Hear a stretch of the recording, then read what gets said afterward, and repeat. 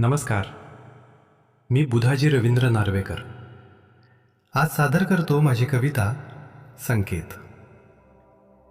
देवाने टाकलेले पाऊल म्हणजे विचारात न आलेली कथा, कधी न संपणारी वाट तर कधी न समजणारी व्यथा. प्रवास कठोर, जीव थकलेला त्यात, तो सतत उभा ठेवून पाठीवर हात.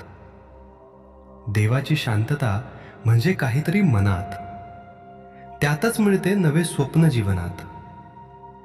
वेदना, अंधार आणि अशीच ही पहाट, त्याच्याच इशाऱ्यावर जीवनाची फुलते वाट. अटळ विश्वास आणि संयमाची आस फुलवते हृदयात नवा आत्मविश्वास. आवडल्यास नक्की लाईक आणि शेअर करा. बोल मनातले. धन्यवाद.